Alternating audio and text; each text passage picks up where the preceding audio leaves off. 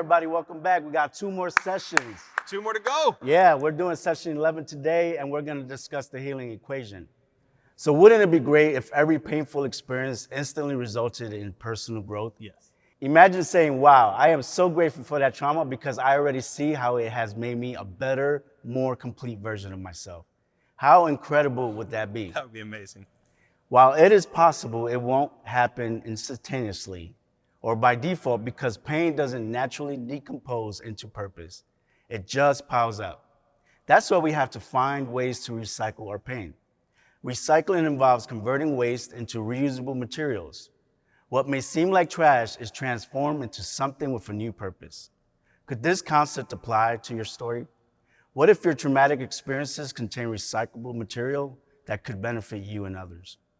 You may not be able to see it, but God has an eye for recyclable material, finding treasure where others see only trash.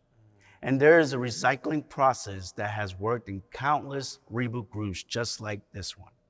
For people whose stories are much like yours, we call this process the healing equation. The first part of the equation requires adding 3 essential elements together: safety, stability, and support. First, we all need to find safety. Second, as we start to feel safe, we need to seek out stability. And third, once we found stability, we need support. Trash stops piling up when we apply this formula to our lives. Instead of denying, we acknowledge our trauma and take personal responsibility for our healing. Instead of crying, we grieve well, forgive ourselves and others, and let go of shame. Instead of numbing, we feel and heal the roots of our trauma. Instead of running, we establish our identity in truth so that we can face whatever lays ahead. Trauma healing begins when we find safety. When we say the word safety, many things may come to mind. So let's make sure that we're using the same definition before we go further. Take a moment to describe how you would define safety and then discuss how the opposite of safety feels.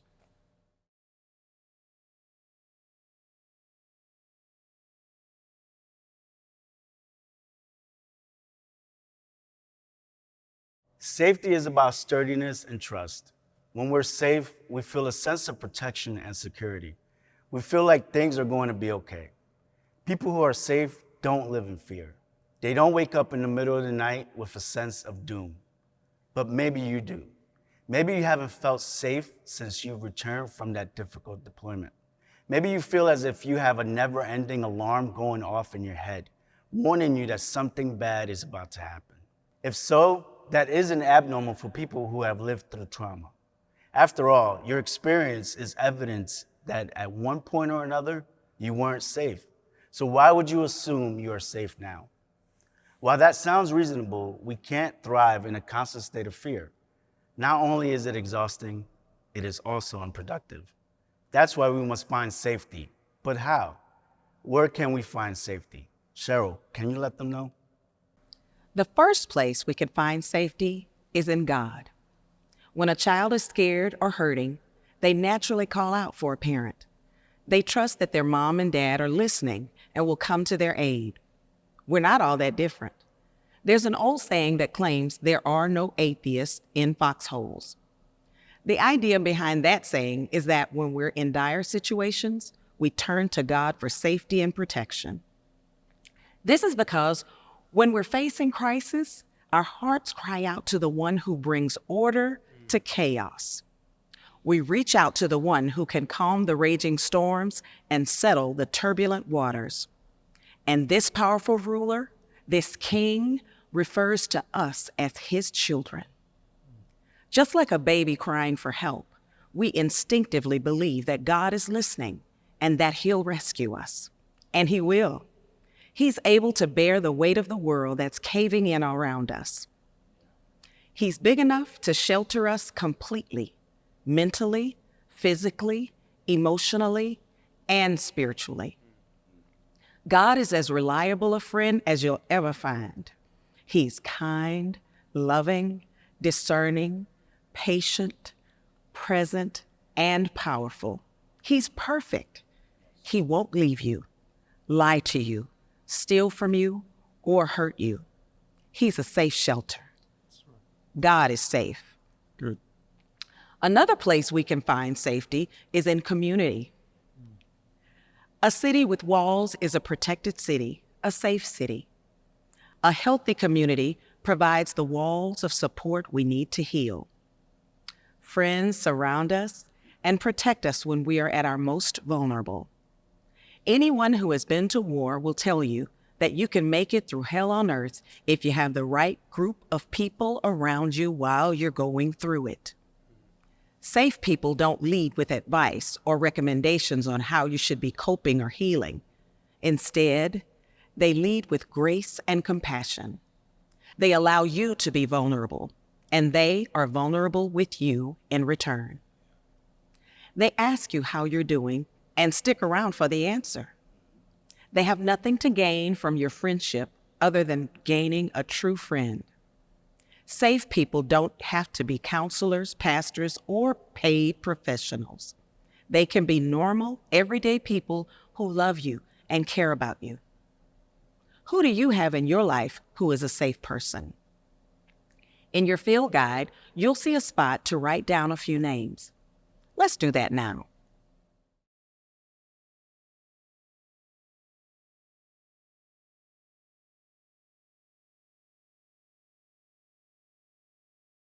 The healing equation begins with finding safety. Once we are safe, we can start working on stability. Have you ever met someone who seems to live their life in a perpetual state of chaos? They're always running late to appointments and appear to hop from one emergency situation to another. Imagine the amount of energy that it takes to live every day in survival mode. But that's exactly how trauma can make us feel. And this sensation of moving from one crisis to the next will continue until stability is restored. Stability is a state of predictability that enables us to improve our lives. It establishes normalcy and routine, which give us the runway needed to shift from surviving to thriving. That's really good. Wow. But stability and trauma don't coexist very well. Trauma tends to dump the contents of our life on the floor and then leave the room. It leaves life feeling chaotic, confusing, and fragile. Momentum is tough to come by, and progress is difficult to measure. It can seem that we take one step forward and two steps back. Just as we start to feel a sense of order, a memory, event, or symptom emerges to remind us of the giant mess that we still need to clean up. Could it be that trauma was strategically designed to be messy so that it would be intimidating to address? You see, our enemy, Satan, doesn't want us to make progress. He loves it when we perpetually exist in survival mode because people in survival mode can't reach their full potential. 1 Peter 5:8 says, "Be alert and of sober mind. Your enemy, the devil, prowls around like a roaring lion looking for someone to devour." In his book, The Combat Trauma Healing Manual, our friend Chris Adsit writes, Satan doesn't want to make you feel bad, bum you out, or hurt your feelings. He wants to devour you. He wants to remove support, eliminate stability, and completely neutralize your ability to make the impact on the world that you were created to make. Man, that's so good. Yeah, through our experiences with so many Reboot participants, we've identified two behaviors that when consistently practiced over time, lead to stability. Here's the first one. You take responsibility for your life. Again, let me say it again. You take responsibility for your life. When you were a kid, did your parents or teachers ever tell you that you can only be responsible for your own actions? It's true, yet sometimes we forget. In order to heal from trauma, we must acknowledge our own role in the healing process. We can't blame our trauma for every bad thing in our lives. We have to take ownership of our actions, pure and simple. Trauma may have opened the door for numbing behaviors, but we play a vital role in closing it. Trauma wasn't your fault, but healing from it is your responsibility. You may have been victimized by trauma, but you aren't a victim. Because those with a victim mentality, they don't overcome trauma, it defeats them. Even if someone got you into the painful situation you're in, they're probably not going to get you out of it. That's your responsibility and yours alone, for better or worse. No program and no person can do the hard work for you. You've already shown ownership by making it this far in Reboot, so just keep going. The second behavior that produces stability is wise decision-making. We've already talked about the numbing response and our tendency to turn to painkillers when life gets hard. So often, we say we want to improve our situation and experience healing, yet we make the choices that work against our stated goals. While we're on this healing journey, there are things we've got to steer clear of. Places that may trigger bad habits, people who might not be good for us, and actions that could bring back all the chaos. That's the opposite of what we want. So be wise, be alert. Don't be surprised if some old symptoms try to make you numb and run. Don't get caught by surprise when that old temptation comes knocking at your door again. Don't be shocked when an old friend or family member starts to bring drama into your life. Make wise decisions. And if you're unsure what choice to make, ask God and your community for help. Right. Ask if that thing or that person should be allowed inside the walls of your life. They'll tell you. With safety established, your full-time focus should be building stability.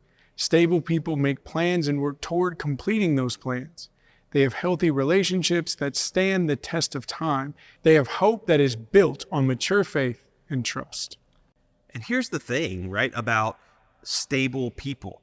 They are dangerous to Satan's plan because stable people start to develop the capacity to serve other people, right? If you don't have safety and stability, you can't really act in service and support to other people. You know, people in survival mode, they can only focus really on their own situation. That's right. We always say this, that the first sign that someone is truly starting to heal is that they begin to recognize that others are hurting too. Yeah. You know what the second sign is?